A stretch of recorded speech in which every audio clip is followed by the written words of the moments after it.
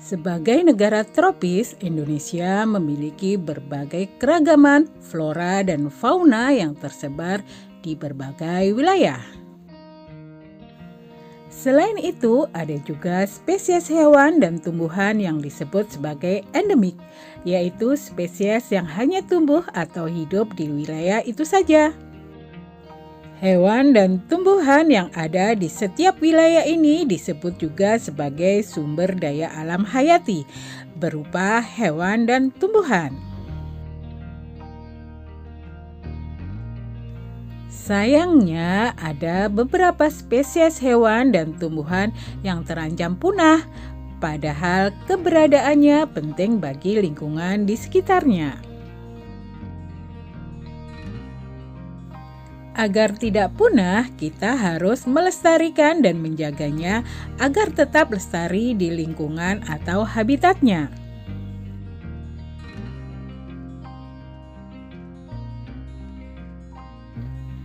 Cara apa saja yang bisa dilakukan untuk melestarikan hewan dan tumbuhan ya? Yuk, kita cari tahu bersama-sama. Assalamualaikum warahmatullahi wabarakatuh dan salam sejahtera. Hai anak-anak hebat, selamat datang di MI Al-Kusnania Channel bersama Bu Julaika. Di video kali ini kita akan belajar tentang pemanfaatan dan pelestarian sumber daya alam. Anak-anak, pertama-tama kita akan membahas tentang pemanfaatan keanekaragaman hayati melalui usaha pelestarian. Untuk melestarikan sumber daya hayati antara lain yang dilakukan adalah A. Tebang pilih, yaitu penebangan pohon secara selektif atau terpilih bagi pohon-pohon yang memenuhi persyaratan untuk ditebang, baik dari segi umur, ketersediaan, jenisnya maupun jumlahnya. Usaha yang lainnya adalah reboisasi, yaitu penanaman kembali hutan bekas tebangan dengan tumbuhan yang masih muda. Usaha yang ketiga adalah perburuan musiman, yaitu pemanfaatan sumber daya alam pada musim tertentu, yaitu menghindari perburuan pada musim kawin, masa hamil, atau masa beranak. Usaha yang keempat atau D adalah penganekaragaman bahan pangan, yaitu pemanfaatan sumber daya alam sebagai bahan pangan secara bervariasi dengan menghindari penggunaan bahan makanan satu jenis saja sehingga tidak menghabiskan jenis tersebut. Saat ini makanan pokok kita adalah padi, maka kita harus mencari alternatif yang lain, bisa jagung, sagu, ketela maupun ketang, supaya padinya tidak cepat habis. 2. Pelestarian keanekaragaman hayati melalui usaha perlindungan. Jenis pelestariannya ada 2. A. Perlindungan alam.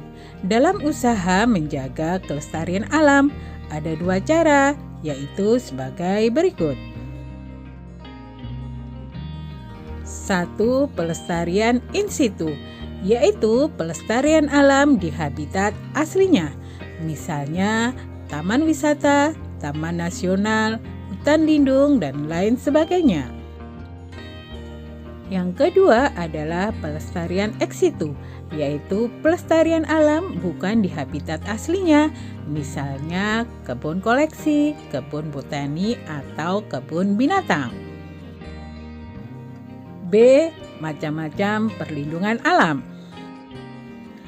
Perlindungan alam umum yaitu secara terbimbing oleh para ahli atau diarahkan seperti di Kebun Raya Bogor dan Taman Nasional, secara ketat sesuai kehendak alam tanpa adanya campur tangan manusia kecuali jika diperlukan. 2. Perlindungan alam khusus, yaitu yang ditujukan kepada satu atau beberapa unsur alam tertentu.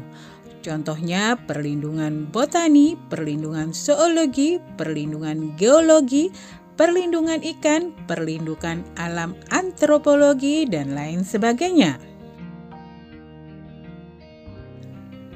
3. Perlindungan satwa langka, yaitu yang dikenal dengan Suaka Marga Satwa.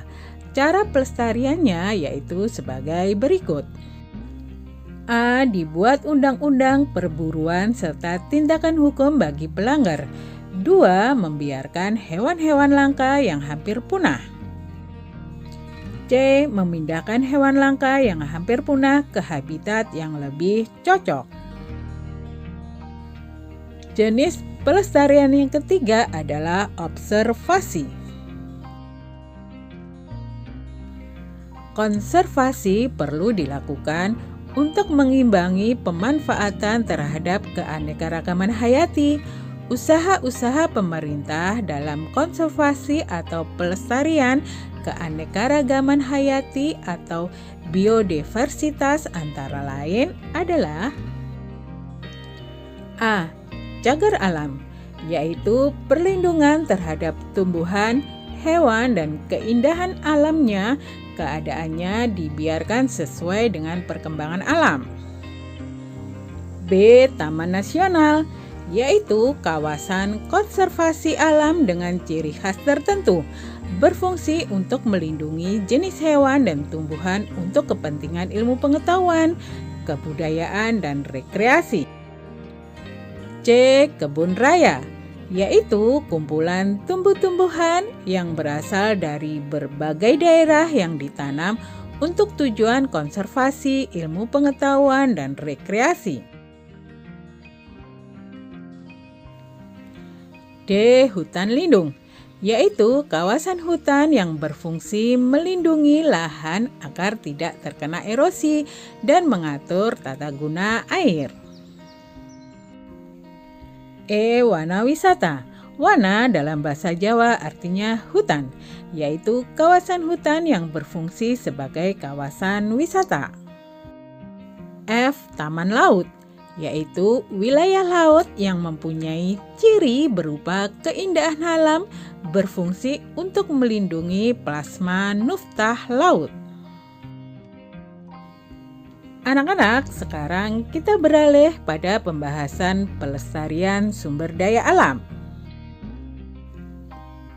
Lingkungan merupakan segala sesuatu yang ada di sekitar manusia, serta mempengaruhi kehidupan manusia baik secara langsung maupun tidak langsung. Lingkungan dibedakan menjadi dua, yaitu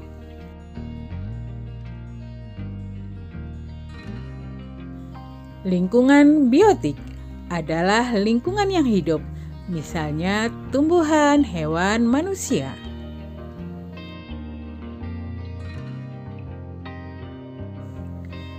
Dua, lingkungan abiotik adalah lingkungan yang mencakup benda-benda tak hidup, misalnya mobil, rumah, tiang listrik, kursi, dan lain-lain. Contoh tindakan menjaga keseimbangan dan kelestarian sumber daya alam. 1. Melakukan reboisasi merupakan suatu upaya untuk menanami kembali hutan atau gunung yang gundul. Kegiatan ini dilakukan agar hutan dan gunung yang hijau kembali dan pohon-pohon tumbuh kembali, sehingga dapat menyerap air, sehingga cadangan air dapat tersedia dengan baik dan bahaya kekeringan dapat dikurangi. 2. Tidak menebang pohon sembarangan. Menebang pohon sembarangan tanpa melakukan reboisasi merupakan tindakan yang tidak terpuji dan merusak keseimbangan alam. Oleh karena itu, menebang pohon tidak boleh sembarangan, apalagi menyebabkan hutan dan gunung menjadi gundul. 3. Tidak membuang sampah di sembarang tempat. Membuang sampah sembarangan merupakan sikap yang tidak terpuji. Di samping dapat mengotori lingkungan, juga dapat menyebabkan banjir. Banjir merupakan dampak tidak memelihara lingkungan dengan baik. Dan tugas memelihara lingkungan adalah tugas kita semua. Oleh karena itu, semua harus selalu menjaga lingkungan agar tetap bersih dan nyaman. Nah, anak-anak, demikianlah pembelajaran kita kali ini. Semoga pembahasannya mudah kalian mengerti dan kalian pahami ya. Terima kasih sudah belajar. Terima kasih juga sudah subscribe. Bu Guru pamit dulu. Bye. Wassalamualaikum warahmatullahi wabarakatuh.